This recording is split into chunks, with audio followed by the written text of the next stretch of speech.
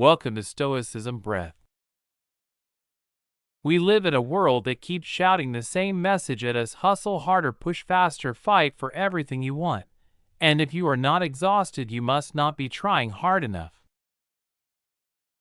But let me ask you something: have you ever worked so hard for a goal that you actually started to feel farther away from it, not because you were lazy, not because you lacked talent, but because you were so tense, so stressed, so desperate, that everything felt heavy? Here is the truth most people never hear. The ancient Stoics discovered something completely different. They believe that the secret to getting what you want is not frantic action, it is the quiet power of letting go. Marcus Aurelius, the emperor of Rome, wrote a simple reminder: confine yourself to the present. In other words, come back to right now, because your real power does not live in tomorrow, it does not live in yesterday, it lives here, in this moment. And when you stop fighting the current of life and start flowing with it, something changes. You stop wasting energy on resistance, you stop burning your nervous system like a candle at both ends, and you start moving with a calm kind of strength. Think about water for a second. Water does not argue with a rock, it does not slam into it screaming, "Why are you in my way?" Water moves around it, over it, through it, and over time water shapes the entire landscape. That is not weakness, that is power, that is what relaxed intention looks like. Relaxed intention means you still have goals, you still want more for your life, but you stop gripping the outcome like your life depends on it. Because when you squeeze too tight, you create pressure, and pressure creates anxiety. And anxiety does something very real to your body and your mind. When you are anxious, your breathing gets shallow, your muscles stay tense, your sleep gets worse, your focus narrows, you start scanning for threats instead of scanning for opportunities. It is not just a mindset, it is biology.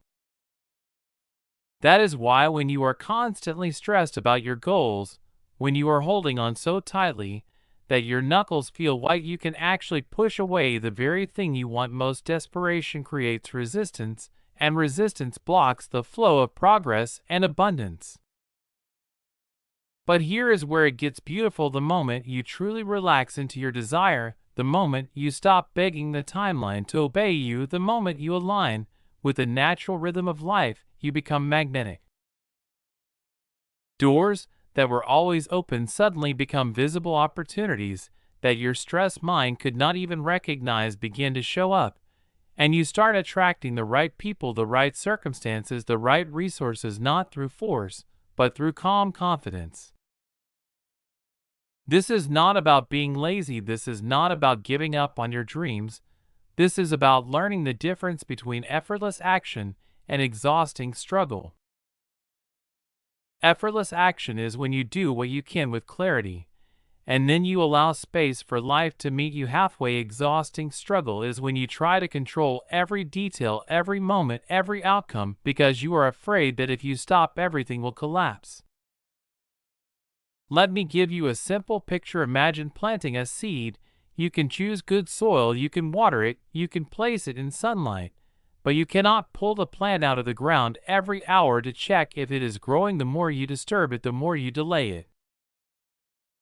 The Stoics had a name for this attitude: a more fatty love of fate, not meaning you love everything that happens, but meaning you stop arguing with reality, you accept that things unfold as they should, and you work with life instead of against it.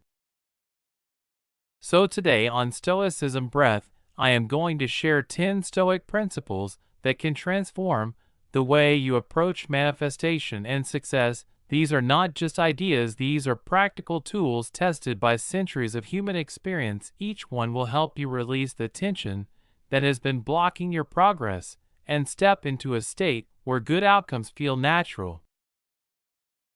And before we go deeper, I want you to do something simple. If this message is speaking to you, hit like, because it tells the algorithm this is worth sharing, and more importantly, it tells you that you are choosing a different way. Then type this in the comments so you anchor it in your mind and your body. When I relax, life flows to me. Share this with someone who is burned out and still thinks the answer is to push harder. Subscribe to Stoicism Breath, because this journey is just beginning, and stay with me through the entire video, because the next principles may be exactly what you need to hear right now. Welcome back to Stoicism Breath.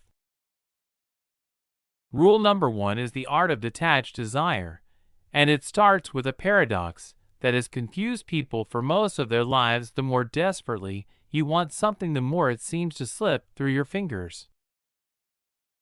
Think about it. Have you ever wanted a job, a relationship, or a breakthrough so badly that you could feel the tension in your chest? You kept checking your phone, you kept replaying conversations, you kept asking, what if it never happens? And somehow, the very energy you were pouring into it made you feel less confident, less clear, and more afraid.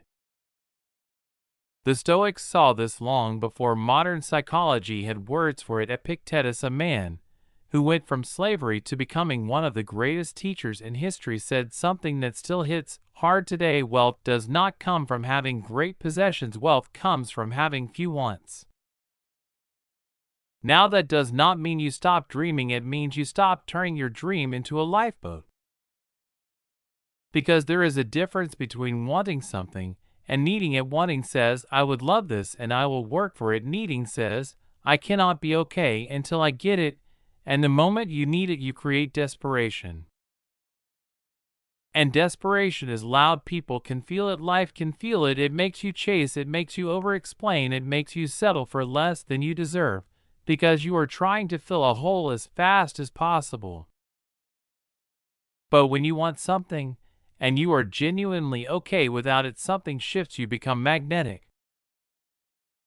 You have probably met people like this. They are not constantly talking about what they lack. They are not flooding social media with desperate affirmations. They move differently. They hold their desire lightly, like a butterfly resting on their palm. They want beautiful things to happen, but they do not measure their worth by how fast those things arrive. The Stoics call this preferred indifference. You prefer success, you prefer love, you prefer abundance, but your inner peace does not depend on any of it. Your happiness is not held hostage by external circumstances. And here is why this matters. When you are not needy, you stop pushing people away, you stop chasing opportunities out of fear. You start showing up with calm self-respect, and that energy draws the right doors toward you. Even in your body, it shows up differently. Your shoulders relax, your breathing deepens, your voice steadies, you think clearer, you make better decisions, because you are no longer operating from panic, you are operating from abundance. And confident decisions almost always create better outcomes, not perfect outcomes, but better ones. Here is the real magic of detached desire. You can say, I would love for this to happen. I am taking inspired action toward it, but I am okay if it does not happen exactly the way I imagined. That is not giving up, that is growing up, that is understanding that life often has something better in mind than what you can see from your current angle. So I want you to practice this today, right now. Even pick one desire that has been making you tense. Maybe it is money, maybe it is healing, maybe it is a new chapter in your life. Hold it in your mind, take a slow, deep breath, and say this or something better. Say it again, this or something better. Feel what happens in your chest. Feel how the pressure releases. Feel how your mind opens up instead of squeezing shut. That is the doorway to possibility. If that hit you, type this in the comments. I desire with peace, not desperation. Now, rule number 2 is present moment magnetism, and this one is a game changer because your mind is probably living everywhere except where your power actually exists, right here, right now. Most people spend their days mentally living in a future that has not happened yet, or replaying a past that cannot be changed. And the Stoics understood something profound. All manifestation happens in the present moment. When you are not here, you miss the magic. Seneca said true happiness is to enjoy the present without anxious dependence upon the future. And that is not just beautiful philosophy, that is practical medicine. Because when your consciousness is fully present, you notice opportunities your scattered mind would completely miss. You hear the casual comment that leads to your next big break. You feel the quiet nudge to take a different route home, and you run into exactly the right person at exactly the right time. And here is what most people do not understand about presence: it is not only awareness, it is power. Welcome back to Stoicism Breath. Let us go deeper into rule number 2, because presence is not just about awareness, it is about energy. When you are truly present, you are not dragging yesterday into today, and you are not borrowing fear from tomorrow. You are not carrying the heavy weight of old regrets or future anxieties. You are operating from your pure potential, and people can feel that. Think about the most magnetic person you know, not the loudest person, not the busiest person, the magnetic one. They are not constantly checking their phone. They are not half listening while planning what they will do someday. They look you in the eye when you speak. They make you feel like you are the only person in the room. That is presence, and it is magnetic. And there is a simple reason for this: your nervous system is reading the room all the time. When someone is scattered, your brain detects it. When someone is calm and grounded, your brain feels safe around them. Science backs this up. When you are stressed, your breathing gets shallow, your body shifts into fight or flight, and your attention narrows. It becomes harder to notice creative solutions and new opportunities. But when you slow your breathing and return to the moment, your body shifts toward rest and digest. Your thinking gets clearer, your emotional balance improves, and you start seeing options you could not see before. Here is the beautiful irony: when you stop living for the future, you create a better future. When you stop trying to escape this moment becomes the launching pad for everything you have been dreaming of. Because opportunities do not exist in tomorrow, they exist in the awareness you bring to today. And that is why your breath is so powerful. It is the fastest way to come home to the present. Every time you notice your mind drifting into what if or if only, come back to your breathing. Right now, do it with me. Take one slow breath in and let it out longer than you breathed in. Feel your feet on the ground. Notice 3 things you can see right now. Notice 1 sound you can hear. Notice 1 sensation in your body. This is not meditation for monks. This is manifestation practice for real life. The present moment is not only where you exist, it is where you create. So stop living in the waiting room of your life. Stop saying, "I will finally feel alive." When this happens, step into the reality where miracles are happening right now, in small moments and quiet chances that you only notice when you are here. Now let us move into rule number 3, the wisdom of accepted resistance. Life will give you obstacles. That is not a possibility, that is a guarantee. But here is what separates the people who grow into their dreams from the people who stay stuck. How you relate to resistance determines whether it becomes your enemy or your teacher. Marcus Aurelius lived through plagues, wars, and betrayal, and he wrote a line that can change your whole mindset. The impediment to action advances action. What stands in the way becomes the way. That is not poetic language, that is a practical strategy. Because every setback can either be a wall that stops you or a weight that trains you. When you stop fighting reality and start dancing with it, resistance becomes your greatest ally. Most people hit an obstacle and immediately assume the universe is against them. They take it personally, they get discouraged, and they quit. But what if the obstacle is not a punishment? What if it is preparation? What if it is shaping you into the person who can handle the level of success you are asking for? Think about an oyster. A grain of sand gets inside and irritates it. The oyster does not break, it responds by creating something beautiful and valuable, a pearl. That is how obstacles work. When you meet them with wisdom, they are not punishments, they are invitations. And when you accept resistance instead of resenting it, something powerful happens. You stop wasting energy fighting what is, and you start using that energy to move through what is. You become like water again, flexible, persistent, and ultimately unstoppable. This does not mean you become passive. It does not mean you stop taking action. It means you take inspired action instead of desperate action. You respond instead of react. You look for the lesson in every challenge, and you look for the opportunity inside every obstacle. Welcome back to Stoicism Breath. So the next time something does not go according to your plan, I want you to pause, not react, not panic, pause. Because in that pause you create space, and in space you regain power. Ask yourself 3 questions. How is this actually serving my highest good? What is this experience trying to teach me? How is this making me stronger for what is coming? That is not positive thinking. That is strategic thinking. That is stoic thinking. Sometimes a delay is protection. You wanted it fast, but you were not ready yet, or the timing was not safe, or the conditions were not right. Sometimes a detour leads to something better than your original destination. You thought you were being rejected, but you were actually being redirected. And sometimes the no you receive is clearing the way for a much bigger yes. If you look back on your life, you will probably see it. The best things often did not arrive the way you planned. They arrived after a setback, after a disappointment, after a door closed that forced you to grow.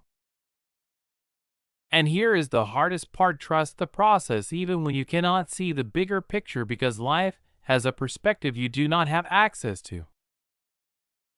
Even when it does not feel that way, life can still be working in your favor. So if you are ready to grow through the hard moments, type this in the comments. I grow stronger through resistance, not weaker.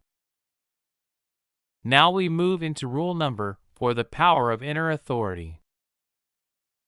Here is a truth that can set you free. You have been giving your power away to everyone and everything around you, and that is exactly why what you want feels so far out of reach. The Stoics understood that real manifestation begins the moment you reclaim your inner authority and stop making external circumstances the boss of your internal state. Epictetus said, "No one can hurt you without your permission." That goes deeper than emotional toughness. It is a blueprint for where your real power lives. Because every time you say, "I cannot be happy until this happens," or "I will feel successful when I finally get that," you are handing the keys to your inner world to something outside of you. And that is exhausting. It means your mood depends on other people's opinions. Your confidence rises and falls with your bank account. Your sense of worth fluctuates with likes, praise, and validation. You become a puppet, and circumstances pull all the strings. But when you reclaim your inner authority, everything changes. You realize your peace, your joy, and your sense of abundance are internal decisions, not external conditions. This does not mean you stop caring about outcomes. It means you stop making outcomes responsible for your well-being. And that shift is powerful because you stop operating from lack, you stop operating from neediness, you stop chasing life like it owes you something. From that grounded place, you make better decisions. When you know you can be okay regardless of circumstances, you stop settling for cheap comfort. When you know your worth is not determined by external validation, you show up more authentically. When you know your security comes from within, you take bigger, bolder risks, the kind that change your life. People can sense this inner authority. They trust it, they respect it, they are drawn to it. Opportunities flow toward those who are not desperately chasing them, and success gravitates toward those who do not need it to feel valuable. So start practicing this today and make it simple. Before you check social media, pause. Before you look at your bank account, pause. Before you seek validation from anyone, pause and ask yourself one question: how do I choose to feel right now regardless of my circumstances? Then honor that choice with one small action. Take a deep breath, relax your shoulders, speak to yourself like someone you love. Because your external world will always reflect your internal world. Change the inside, and the outside has no choice but to follow. If you can feel the power rising in you, type this in the comments. I am the author of my own experience.